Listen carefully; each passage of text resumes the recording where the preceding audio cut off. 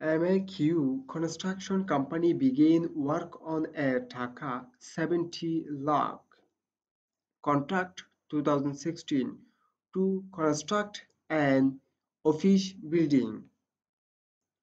MAQ construction একটি company 70 lakh টাকার একটি চুক্তি করেছে 2016 সালের একটি অফিস বিল্ডিং নির্মাণ করার জন্য।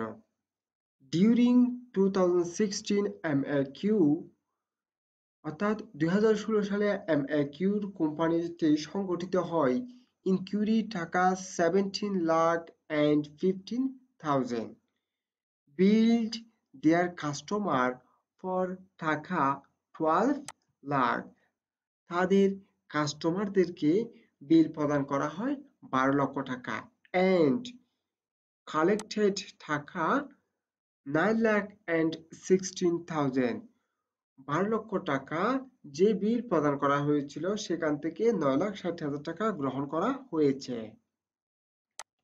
At December 31, 2016 31 ডিসেম্বর 2016 সালে the estimated future cost to the project total টাকা 31 lakh and 85,000 অর্থাৎ 31 ডিসেম্বর তারিখে 2016 সালে ভবিষ্যৎ খরচ হবে ওই প্রজেক্টটি নির্ধারণ করা হয় 31,85,000 টাকা।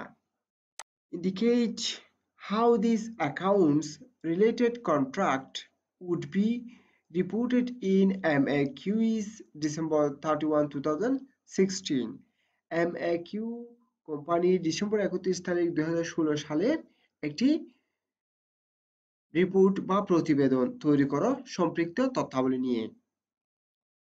উপরিউক্ত তত্ত্বে MA কোম্পানি একটি কনস্ট্রাকশন কোম্পানি যারা 70 লক্ষ টাকায় 2016 সালের একটি চুক্তি সম্পাদন করে অফিস বিল্ডিং নির্মাণ করার জন্য এবং 2016 সালে সংগঠিত হয় 17,15,000 টাকা খরচ হয় এবং তাদের কাস্টমারদেরকে বিল দেওয়া হয় 12 লক্ষ টাকার ওই 12 লাখ টাকা থেকে কাস্টমাররা 9,60,000 টাকা গ্রহণ করে এবং 31 ডিসেম্বর 2016 সালে ভবিষ্যৎ খরচ হবে নির্ধারণ করা হয় 31,85,000 টাকা।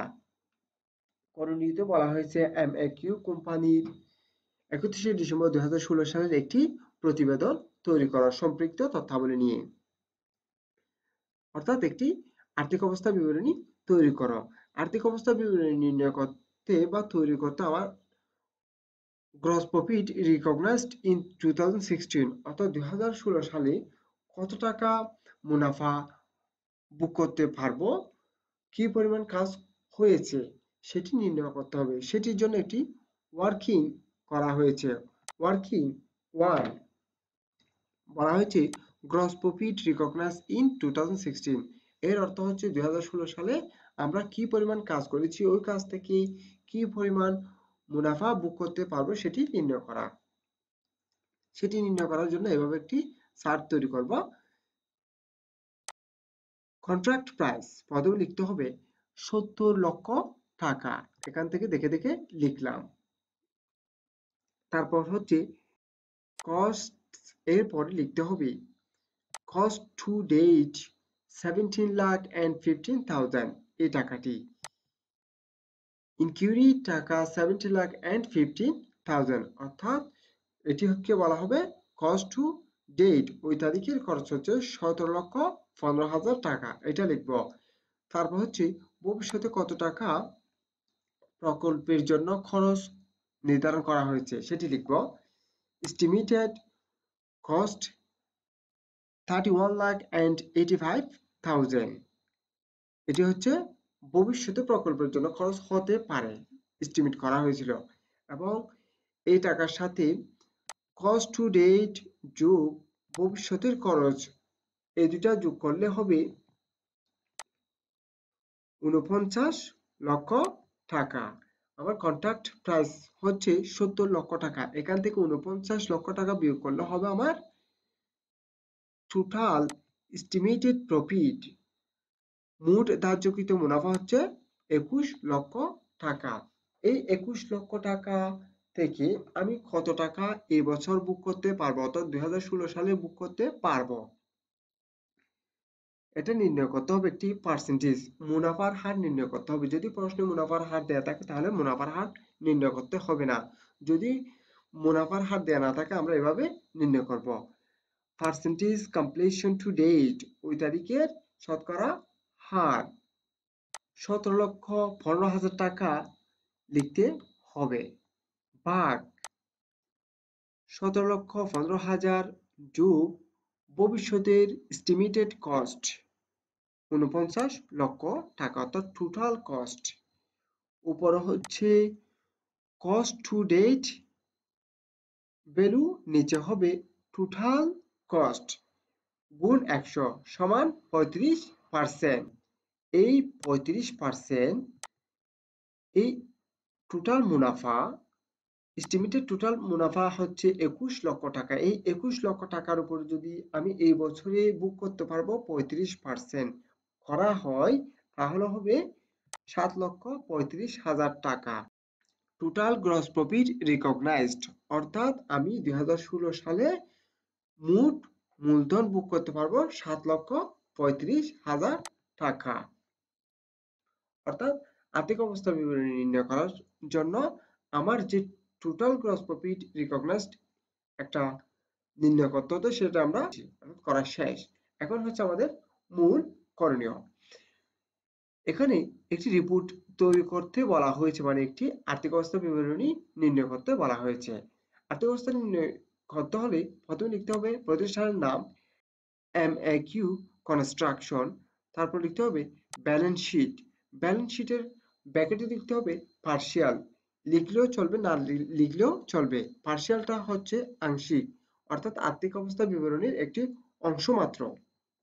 তারপর লিখতে হবে অ্যাজ এট ডিসেম্বর 31, 2016, অর্থাৎ 31শে ডিসেম্বর 2016 সালে প্রস্তুত করা হয়। এভাবে একটি কলাম তৈরি করব, করার পর লিখব কারেন্ট অ্যাসেটস, চলতি সম্পদ, অ্যাকাউন্টস রিসিভেবল। অ্যাকাউন্ট রিসিভেবল হচ্ছে বিল্ড দেয়ার কাস্টমার ফর টাকা 12 লাখ, অর্থাৎ আমি কনস্ট্রাকশন কাজ করেছি, তার জন্য একটি 12 লক্ষ টাকার বিল পেয়েছি, কিন্তু এখনো টাকা পাইনি, তাই আমি ভবিষ্যতে টাকা পাবো। আমার দাঁড়াচ্ছে কত টাকা, 12 লক্ষ টাকার। ওই 12 লক্ষ টাকার থেকে কালেক্টেড টাকা 9,60,000, ওই 12 লক্ষ টাকার বিল থেকে আমি 9,60,000 টাকা গ্রহণ করে ফেলেছি। তার জন্য আমার আর দাঁড়াচ্ছে কত, 12 লাখ টাকা থেকে যদি 9,60,000 টাকা বিয়োগ করা হয়, তাহলে থাকবে কত টাকা, 2,40,000 টাকা। ফাইনাল কলাম আমার ফাইনাল অ্যাকাউন্ট রিসিভেবল নামে বসবে, অর্থাৎ আমার মোট দাঁড়াচ্ছে আর কত, 2,40,000 টাকা। ইনভেন্টরিজ, পরে লিখতে হবে কনস্ট্রাকশন ইন প্রসেস, হেডিং লিখার পরে লিখতে হবে কস্ট টু ডেট 17,15,000 টাকা। এটা কস্ট টু ডেট 17,15,000 টাকা। তার সাথে যোগ করতে হবে গ্রস প্রফিট রিকগনাইজড 7,35,000 টাকা।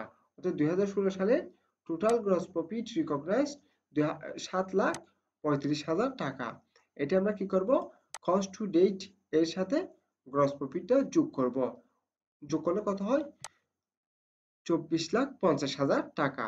এই 24,50,000 টাকা থেকে আমি বিল পেয়েছি কত টাকা, 12 লক্ষ টাকার। এই যে বিল্ড দেয়ার কাস্টমার ফর টাকা 12 লাখ, এই টাকাটি বাদ দিতে হবে। 24,50,000 টাকা থেকে যদি লেস বিলিং টু ডেট, বিলের টাকাটা বাদ দেওয়া হয় 12 লক্ষ টাকা, তাহলে ফাইনাল কলামে বসবে কত, 12,50,000 টাকা। আমি আগেই বলেছি এমএকিউ কোম্পানি কনস্ট্রাকশন এর একটি আর্থিক অবস্থা বিবরণী নির্ণয় করেছি, কিন্তু ব্র্যাকেটে লিখেছি কি পার্শিয়াল, অর্থাৎ আংশিক। তার জন্য এখানে ফাইনাল কলামে যে টাকাটি থাকবে সেটি শুধুমাত্র এভাবে ওপেন আকারে থেকে যাবে, যার আমরা কোনো যোগ বিয়োগ করব না। আশা করি আপনাদের প্রদত্ত সমস্যাটি ভালোভাবে বুঝতে পেরেছেন এবং যদি ভালোভাবে বুঝে থাকেন, সবার আগে আমার অনলাইন ক্লাসগুলো পাওয়ার জন্য আমার চ্যানেলকে সাবস্ক্রাইব করুন, লাইক করুন, শেয়ার করুন, কমেন্ট করুন, বন্ধুদেরকে জানিয়ে দিন। সুস্থ থাকুন, সুন্দর থাকুন, ভালো থাকুন। আসসালামু আলাইকুম।